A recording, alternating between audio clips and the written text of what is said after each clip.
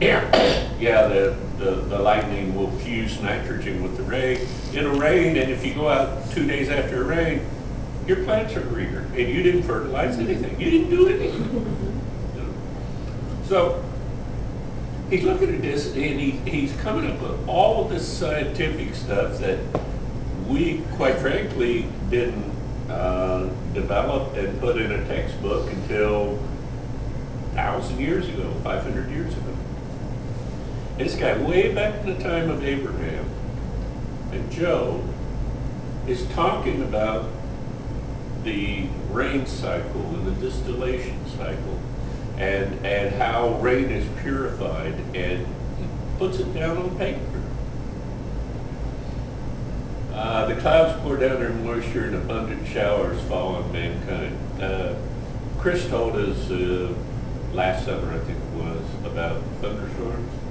How much water does a thunderstorm lay down per acre as it moves across? An inch is 100,000 gallons. 100,000 gallons if you get an inch per acre. 100,000 gallons per acre. And those thunderstorms go hundreds and hundreds of miles, laying down 100,000 gallons. How much rain is in a thunderhead? How could you take 100,000 gallons of water, how could anyone, and lift it up into the sky and go down? I mean, how would you, that's why these people that are atheists, I don't understand how they don't understand. That's only drawing the bucket. I mean, because it just keeps it dumping as it Right. goes. Right, you can't take 5 gallons of water and An average thunderhead that starts in the Gulf of Mexico and ends up in Michigan covers how many acres for how many thousands of miles? And we look at that and we're talking millions upon hundreds of millions of gallons of water in a cloud. But you gotta understand, a lot of them clouds, some of them clouds are 50, 60,000 feet thick. Huge, high. We were talking about the power of that tornado a couple of weeks ago. It sounded like 17 atomic bombs was kind of a stretch. Okay. But we only experienced 12 feet of that tornado. Okay, you multiply what we experience and then multiply it times 10,000 feet, 20,000 feet, 30,000 feet, and it just gets bigger and bigger and bigger. And when you get about 30,000 feet, if it's 119 miles per hour in that little circle on the ground, and that big circle is traveling the same rotation, it's traveling 5, 6, 7 times as fast up there at 30,000 feet. the biggest one on record, Just isn't it? raw power. And it just hints at God's power, because all the power in the universe is His. I mean, we look at a tornado and we say, man, what power. Multiply that times the universe and what do you get? It's staggering. And we look at that and we want to say, well, they were on TV this week. And they said that Mother Nature gave us a reprieve.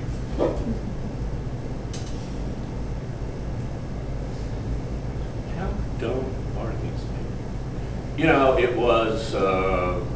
It was global warming. And then all of a sudden, it started getting cooler. And the global warming people were struggling with an explanation because everybody was saying, what happened to global warming? And now they're telling us that Mother Nature gave us a reprieve.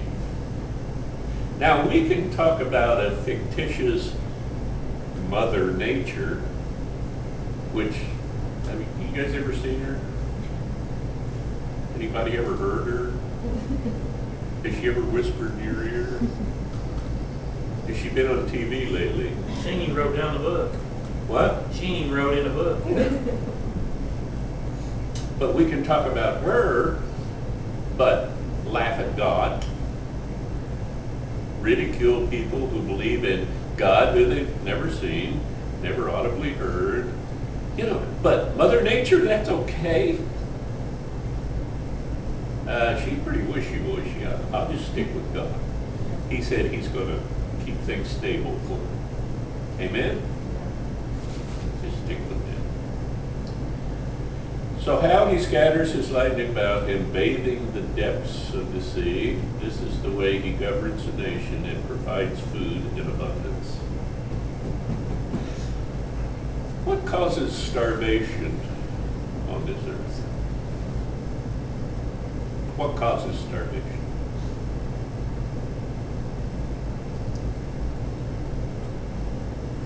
Drought? It can have effect on it. It can have effect on it. Although Jacob in Genesis went out after a 7-year drought, planted corn, and got 100-fold return. So maybe drought, maybe not. Jacob didn't seem to worry about it too much. What do you think causes starvation? I mean, there could be diseases, Dictators. I say Be we what? do. diseases. Diseases? Okay. Locusts. If you take a chalkboard and you list every nation in the world on the left, and in the center, write down write down whether they are or are not tolerant to Christianity. Now, they don't even have to be a Christian nation.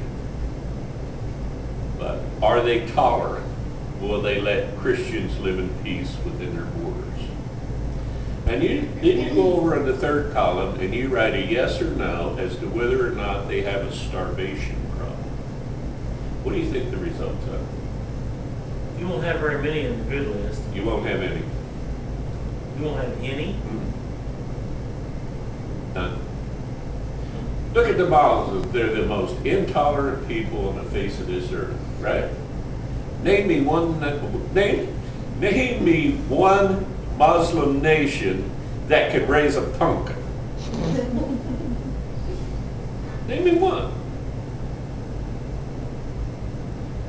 Now, you take Israel and you set Israel right in the middle of all these Muslim nations that either eat sand or starve to death. Got the same rocks, got the same sand, got the same mountains, got all the same problems, and it's a big, bright green spot right in the middle of nowhere. And when the Jews weren't there, what did it look like? Before the Jews went back home, and after they left in 70 AD, during 70 AD to 1947, what did Israel look like?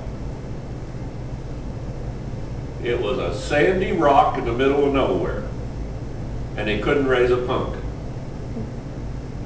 The Jews came back home, it became tolerant to Christianity again, and what is it today? A bright green spot right in the middle of nothing. What's this say? See how he scatters his lightning? This is why he governs the nations and provides food in abundance.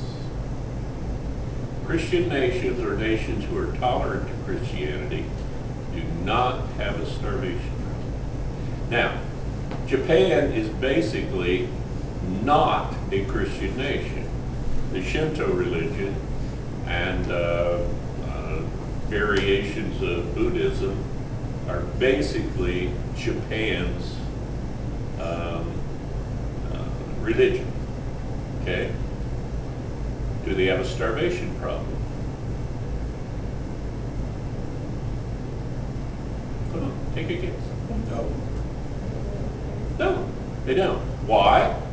They're not a Christian nation, but they tolerate Christianity and they let Christians live in peace, and God rewards them. Because He's in charge of their governing power. He gives them the authority to be governors. Remember it says, obey the people who are over you, obey your governments because their power, even their power is given to them by God. It says that in the New Testament. Okay? And if they tolerate Christianity and let them live in peace, God prospers them for the sake of the Christians who live there. If they don't tolerate Christianity and don't allow them to live in peace, they can't feed themselves at all. The Ukraine River Valley in Russia is the most fertile piece of real estate on the face of this earth. The topsoil is feet deep, not inches.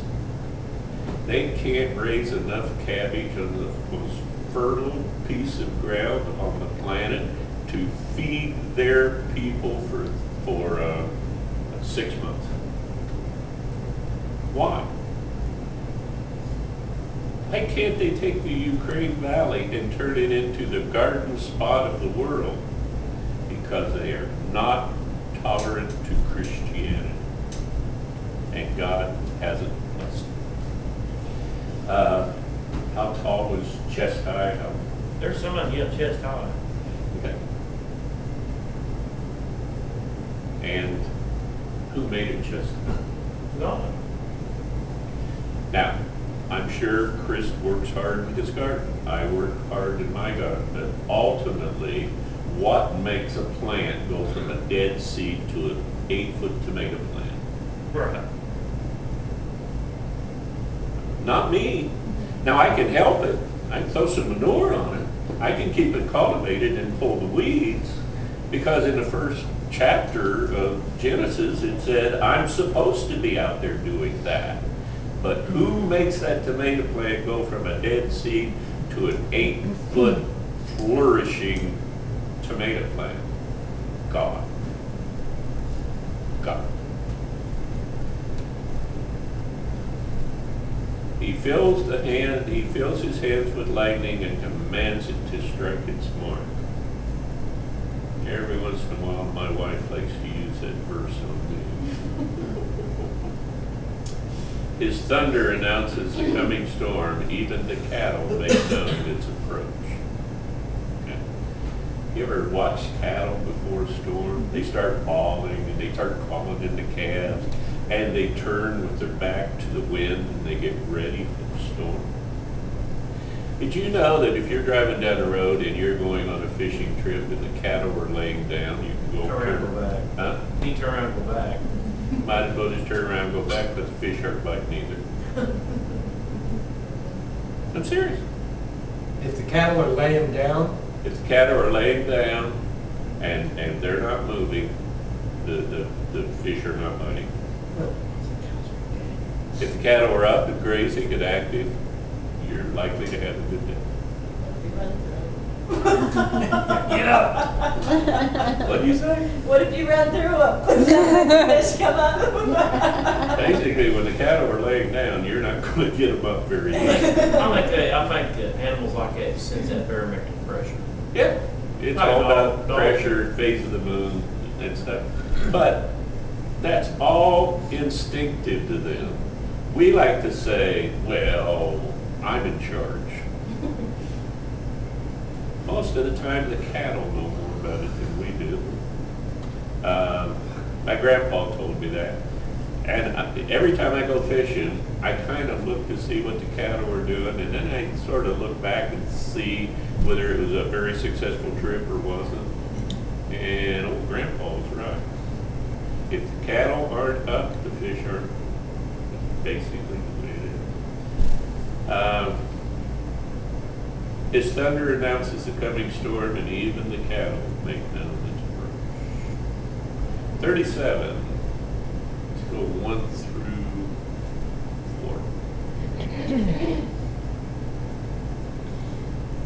4. At this my heart pounds and leaps from its place. Listen, listen to the roar of his voice, to the rumbling that comes from his mouth. He unleashes his lightning breath, the whole heavens, and sends it to the ends of the earth. After that comes the sound of his roar. He thunders with the majestic voice. When his voice resounds, he holds nothing back. Okay. Is he using a metaphor? Is this just a poetic way of saying there is a God? Is how close is this to reality?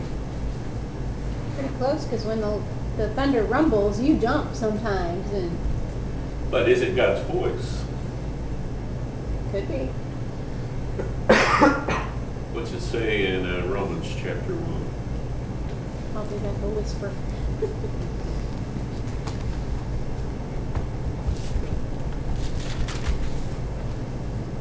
Might take me a second to find it.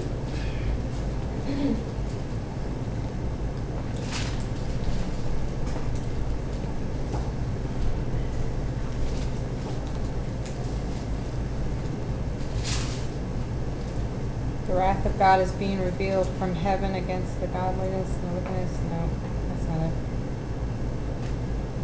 Where is it? Okay, 19, It's close. 18. Oh, I did The that. wrath of God is That's what I was reading. I did find it. The wrath of God is being revealed from heaven against all godlessness, wickedness of men, and suppresses the truth by their wickedness. Since what may be known about God is plain to them, because God has made it plain to them. For since the creation of the world, God's invisible qualities, his eternal power and divine nature have been clearly seen, being understood from what has been made, so that men are without excuse. His divine nature, his power, his invisible qualities. You know, this guy in Job is seeing exactly that. He sees the thunder and he hears the voice of God. He sees the invisible qualities of God in these 4 verses, and everything in nature, he responds to it as if God is speaking. And I think we'd be a whole lot better off if we were a little close to his perspective and a little less of our own. If you go into the New Testament, there's 2 times God spoke and said, "This is my son in whom I'm well pleased." The first one was at his baptism, and the second one was, I think, on Mount Moriah when he took the 2 disciples up and they saw Jesus talking to the 2 prophets. At the baptism, what was the response of the crowd? Do you remember? Half of them said, "He's the Messiah, he has come to save us." That was the voice of God. What the other half said? Sounded like thunder to me. Maybe it was thunder. It was the voice of God. Because he wants us to know he's there. He doesn't want us to fear it, but he wants us to know that he's there in everything all the time. And we forget that. We forget it all too often, all too